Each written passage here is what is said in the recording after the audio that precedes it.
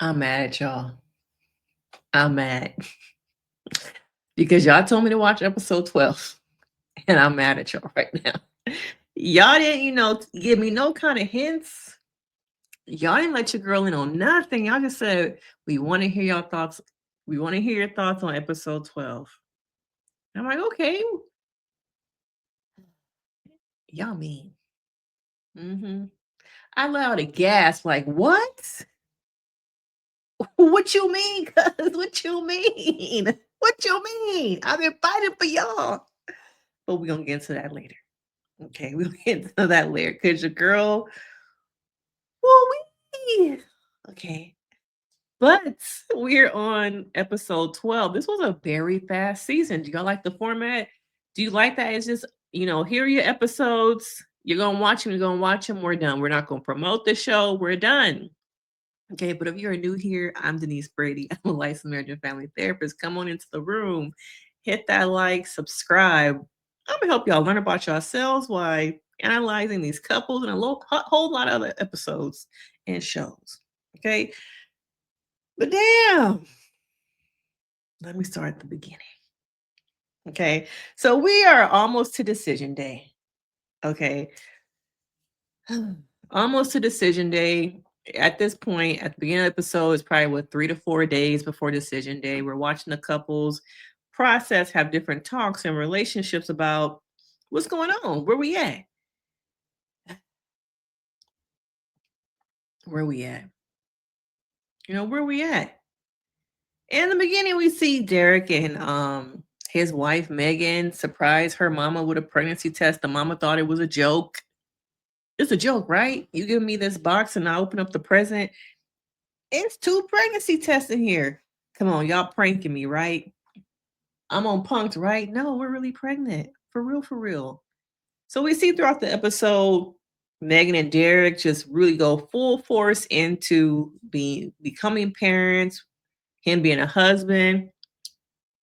And I saw him take a Christmas tree out her garage.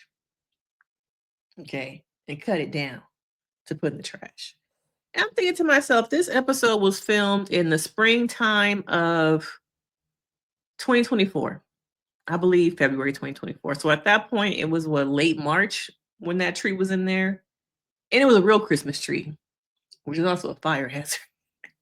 But why you still got a Christmas tree, a real one? At first, I'm like, damn, that's kind of a dry ass fake Christmas tree. I'm like, oh, that's your real one. I saw him saw it down. Why, man, you still got a Christmas tree? A real one. It's a fire hazard. You're doing all this other stuff to plan for the baby and make room, but you got a Christmas tree in there that can set your house on fire. So they're full baby mode throughout the episode. I wonder at times, are they focusing so much on becoming parents that they're forgetting to still get to know one another, still pour into them outside being parents? Becoming a parent is hard work. It truly is. We all know that. Okay. If you're a parent, you know that. But there's also, for some people, they go into being parents and they lose themselves. You forget about who you are, your hobbies, your things, the things you like to do. You forget about your marriage because you are so focused on raising this child, keeping it alive the first couple of weeks, keeping the baby alive. Okay. So I just kind of wonder, are they forgetting to still focus on one another, get to know each other past the fact that we're having a baby? Yes, you're having a baby, but you also just got married. Focus on getting to know each other before you bring a life into this world, and then all your energy, all your time is on the baby, and you kind of already know who you having a baby with. Also, it's only at this point been 5 weeks.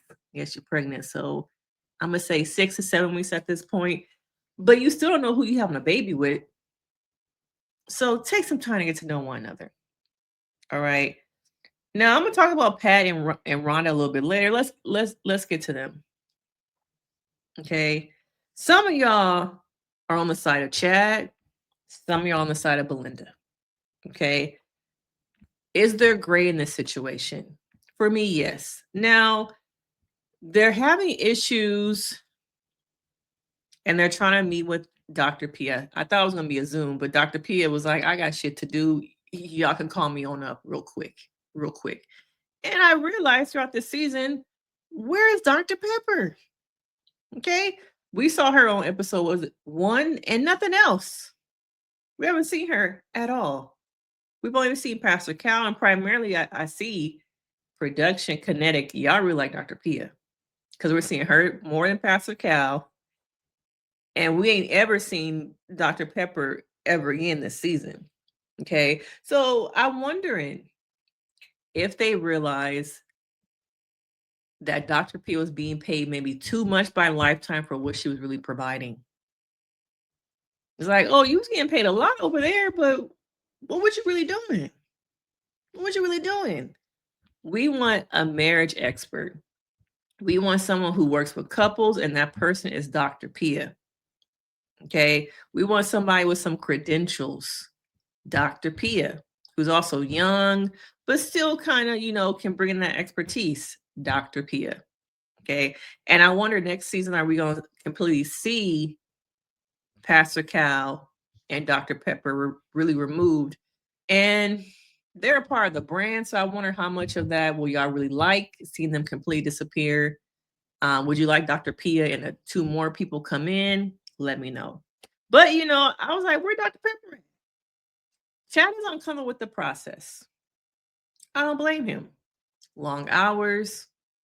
I don't have time for myself. I still have a business. I don't work a 9 to 5. I have a company that I'm trying to run, sustain, and I'm trying to do everything that I can to make Belynda happy. And Belynda and Jayln are two peas in the pod, mother-daughter. Very much the same. Okay. She has to bring up, well, he does have a couple drinks to go to sleep. No, I want intimacy time. I want to spend time with my partner. But he's over there winding down with his drinks. Now, was it necessary to bring up that he drinks?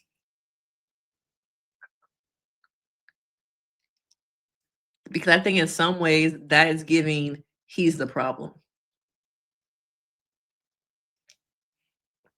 And I'm starting to see that Chad, in my opinion, is not the problem. Does he have issues? Yes, we all got issues. Some of y'all got more issues in Vogue, but we all got issues, okay? But I think this is an individual who was not ready for all that came with this show. Filming long hours. We still have to do these confessionals, which I feel like are after the season. We have confessionals. We have a photo shoot. We have reunion. We are filming, 16 hours a day. I'm not in my comfort zone. I'm not in my home. I'm displaced. I want to be with my wife, but my wife likes this dog sleeping in the bed. And that is a big point. We don't talk enough about how animals can make or break a relationship.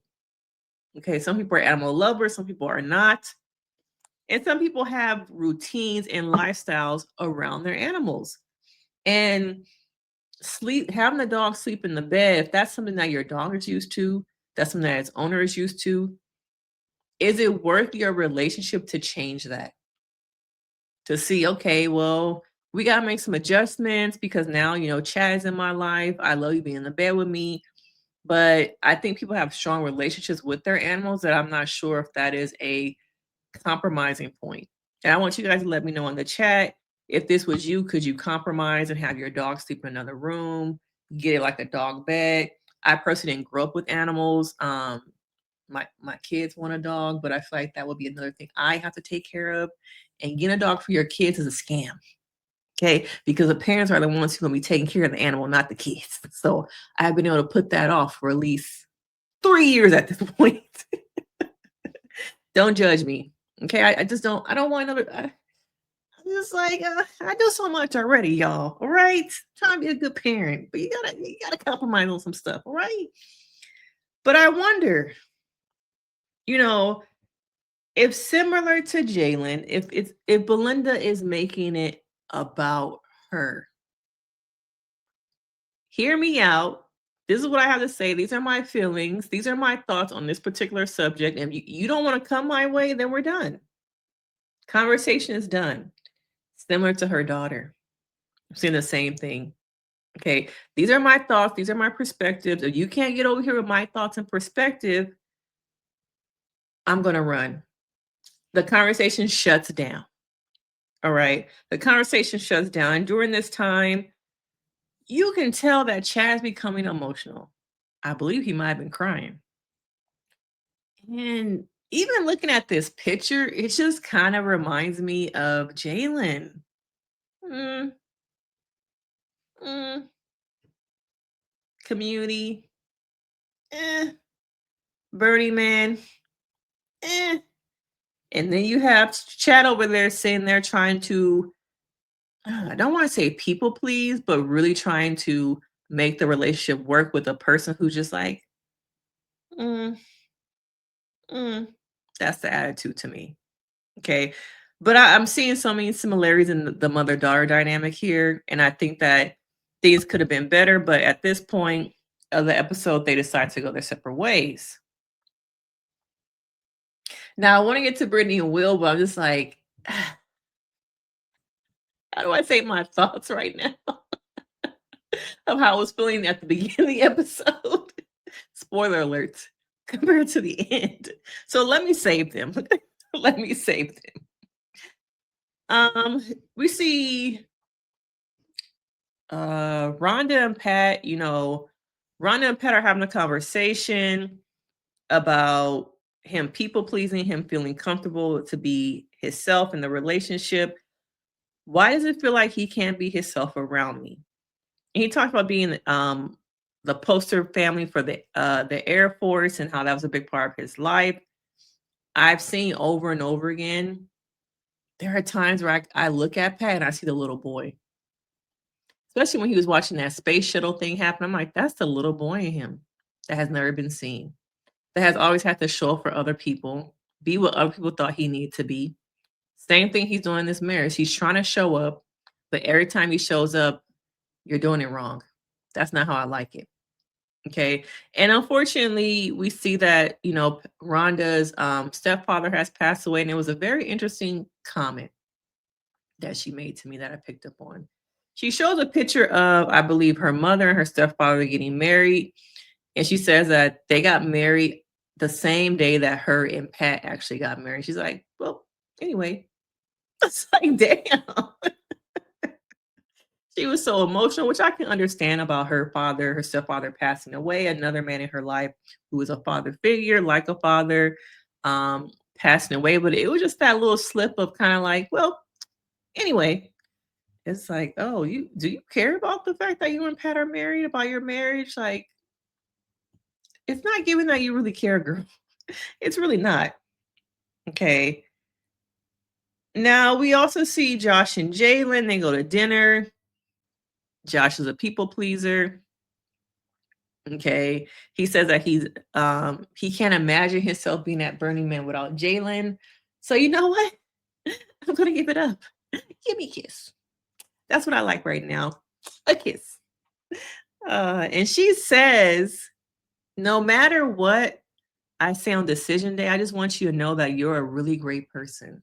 And I quote, that's my, I'm going to say no, but you'd be great for somebody else. Jayln has been checked out for me these last couple episodes. Like, she never got over the Burning Man. She, like her mother, is my way or no way. And I have said I wonder about her relationship with her father, having a father who cheated on her mom, the emotional outburst. And I wonder about her birth order. Do y'all know? Let me know in the comments. Is she the youngest? What is her birth order? Because I feel like she struggled to get attention and she learned how to get attention through, I don't want to say acting out. I don't know. But it's something there between her reactions to things and it having to be my way or no way that I want to know more about her birth order, her relationship with her siblings. Are her and her mom the closest? Because she had one sibling or two, y'all. I can't remember. I know her brother was at the wedding. So maybe just one. But I kind of wonder, because she wearing a mask. Okay, she wearing a mask, and some of y'all been falling for it. But this is a TV version of Jayln. I don't think it's the real her. But she's like, good. You don't want to go to Burning Man? Good. I just think there could have been so much more like, oh, are you sure? Like, we can try and make it work. What are some other ways that you can kind of, bring some of what you miss into our lives? And they do kind of, I think, does he say that or she says it? But I think there just could have been more feeling, more like I really do care. Instead of like, well, that's done. Yeah, I didn't like that about you anyway. So I'm not gonna say yes anyway. And it's sad because I feel like if she says no, I feel like I could see Josh chasing her and like, no, like we can make it work. He's all in, and this girl is out. This girl is out. Okay. Now we are 2 days up until decision day. Belynda and Chad try and meet up once again at his home. And once again, oh, I guess I missed a part. They went to his house to try and talk, and it did not work. Because started talking about the dog thing again, and it was just like they kept hitting a wall, hitting a wall, hitting a wall. Because I think Belynda is not very much a person about compromise. She's a very nice person, but she has some things with her that she needs to work out. And they go to his house after deciding to go their separate ways, and the conversation does not go well. And she's like, you know what? I'm done. I'm done then. Okay, I'm done. And all he said was, the conversation is not going the way that I expected. She's like, okay, well, I'm done. Okay. And the next thing we know, we see them meeting with Dr. Pia in person. She was not busy that day.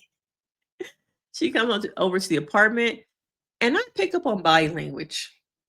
So I feel like when these two were sitting on the couch, he had his laptop, and she came to the table and brought him some water. He presented to me sick, tired.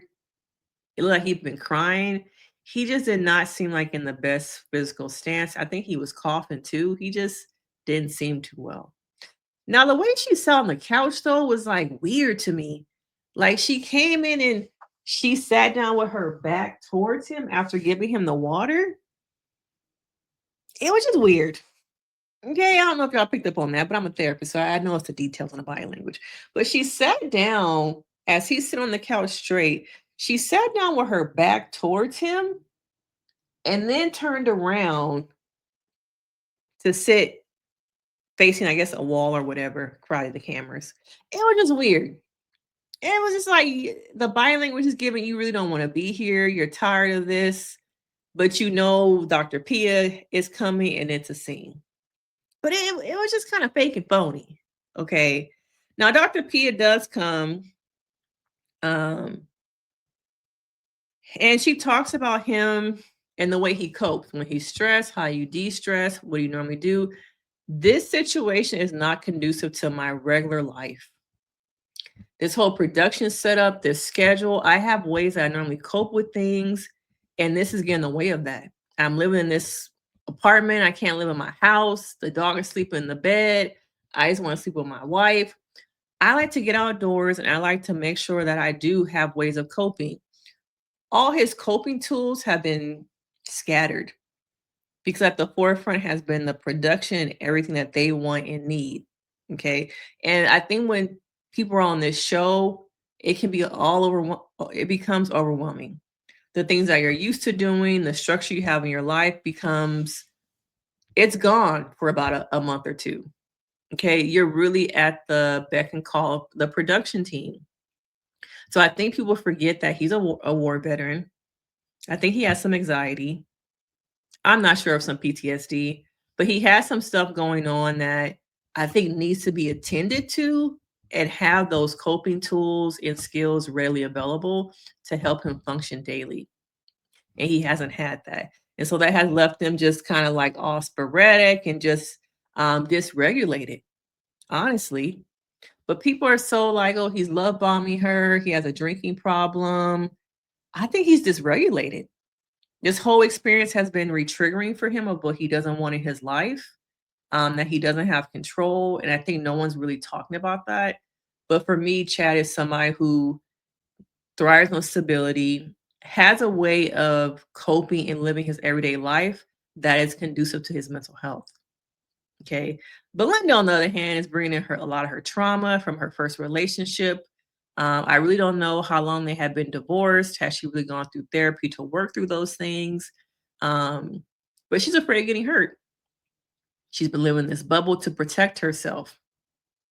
And she's grasped, to control as a reactionary thing to being triggered. Okay. She doesn't like confrontation. She doesn't like conflict. And she's used to being with a man who brings conflict, confrontation, and is always yelling. Now, I have not seen Chad yell at her, but I think once again, the experience, not the cameras and stuff so much for her, but the realization that this could be my forever. Am I doing the right thing? I'm scared. So I'm going to go over here in my bubble and make sure I put so much distance in between us that I can't get hurt. It's a reactionary thing, just like Dr. Pia said. And so many people don't recognize how they're reacting and responding to trauma. Do you know your triggers? Does your partner know your triggers? Do they know how to help you cope and how you need to cope on a day-to-day basis? And how some of these small things that you do for yourself really do impact your mental health, how you function in your relationship with them. But those are the conversations I feel like people don't have nowadays. Tell me about your mental health. Tell me, how do you cope? In my sessions with people, one of the first questions I ask when I meet with someone for the first time, how have you been coping with this election? I used to ask during the pandemic, how did you cope during the pandemic? It tells me a lot about you. Okay, asking those questions. Are you a person who, oh, I feel like I'm good, like nothing's wrong with me. None of this election stuff, none of the last 10 months, I'm good. But these are the questions that we should be having in conversations to really know how someone is reacting, how they react. Shit, what's your political beliefs before getting in bed with them? Prior, before really deciding if you want to go on a date with them. While you guys are talking and getting to know each other, are you asking questions to really figure out if you worth my time in person? Are you somebody that's just worth a couple FaceTime dates before I get dressed and meet you in public? But people are so in a rush, they don't take their time. Okay, they don't take their time. Now they say that they're okay with kind of like where they are, and they're willing to put in the work. Similar to Jayln, I don't believe Belynda's really gonna put in the work. I think she's kind of checked out. Okay. Now let's get to your peoples. Okay, let's get to them peoples. For the longest time, I have felt like, I'm not gonna cap. Okay, I'm not gonna lie. I really thought they just need to learn each other. Things are getting better. He said, I love you. There are scenes we are not seeing to show that the progression is getting better. Boy, was I wrong. Boy, was I wrong. So we see them on this little boat ride. They're having conversations about what does love look like? What are action steps about love? And it seems all good. But then once again, Brittany is like overthinking the I love you and the actions and what does it mean? It's like, girl, like, I'm rooting for you, but damn, I can only root for you for so long.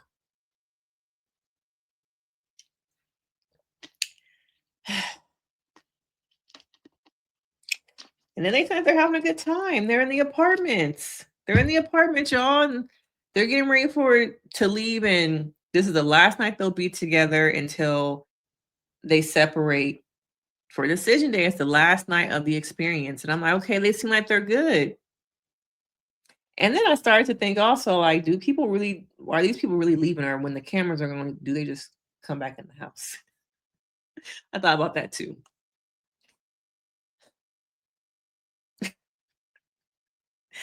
Okay, I'm like, okay, you gonna say yes, he gonna say yes, like we gonna be good, right? Right?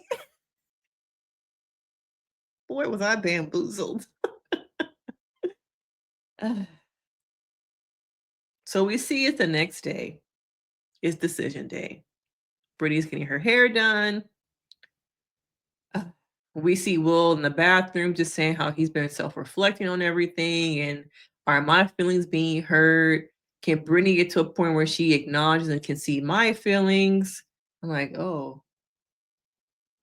Say what now? What you mean? You having second thoughts? No, no, no, on my videos. What? Damn, damn, damn, damn. And then we see him with his phone. I think he's still at his house or in another room getting dressed. He's all suited and booted. He lets us know that he just called Brittany and told her he gonna say no. I literally let out a gasp. And my husband's like, "What's wrong?" He working in another room. He's like, "What happened? What's going on?" Second day he had to do that after that Reasonable Doubt finale. Oh my god. You mean to tell me, like, I really thought y'all could do it? I still believe they could have done it. It ain't over yet, y'all. It's not over. But then we see Brittany come out the bathroom shocked with curlers in her hair, makeup on, and production. The makeup artist is like, what just happened in the bathroom? What was the phone call about? We'll just call to tell me he gonna say no. And they're like, wait, what? Huh? He just called to let me know, y'all, that he gonna say no. She's like, I'm about to freak the fuck out. I'm about to freak out. But she goes back to her seat and they're like, well, do you want to talk about it? Do you want to talk about it? They don't care. These shows don't really care about the people. Um, she's like, no, let me just give me a second. Like, give me a second. Okay. Give me a second. So we see her get in her chair. I guess they're gonna continue to do the makeup because we still got scenes to shoot, girl. But damn, y'all, like I really thought that they still to me have a potential, but Will, did you really never like her? Have all the other videos been right? I'm not afraid to say I was wrong, y'all. I had hope for them. I really want to believe he was falling for her, but he is avoidant. He has an avoidant attachment style. So how could I expect someone with an avoidant attachment style to really become, I don't want to say secure, but let somebody in, honestly. You got somebody who's anxious, somebody who's avoidant. I want to see past the avoidant. I want to see it potentially it can make it work, but here we are, defeated.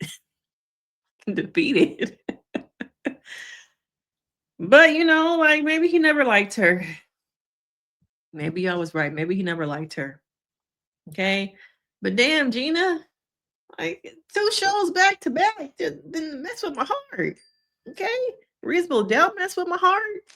And now this. I can't take it no more. But this was what happened at the end, y'all. Boy, was I not expecting that, but I'm glad I watched it. I'm done. I can move on.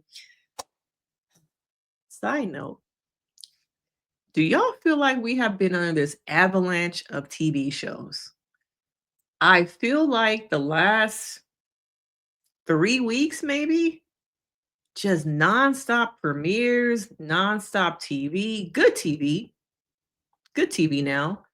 But it just feels like there's just so much to watch right now. And I'm trying to figure out what to watch, what to recap. What am I doing too much on? Do I pull back from making so many videos? But yeah, I'm just like, damn, there is a lot of TV on, and I'm not sure if it's that everything from the pandemic is finally being pushed forward and the budget is there. From after the strike, the budget is there. But I'm just like, damn, I don't know if I've ever I don't want to say ever. I don't know when's the last time I feel like there was so much good TV on at the same time. It just feel like it was just like this rush of just everything. You got holiday movies, you got stuff on Hulu. Netflix kind of have they pull back a little bit since Love is Blind. Y'all need to up y'all game. But I could tell they falling back a little bit. But you got all these shows, all these networks, and I want to know that has anyone else noticed that there's just been like a whoosh of just all these shows coming on. Okay. But let me know your thoughts.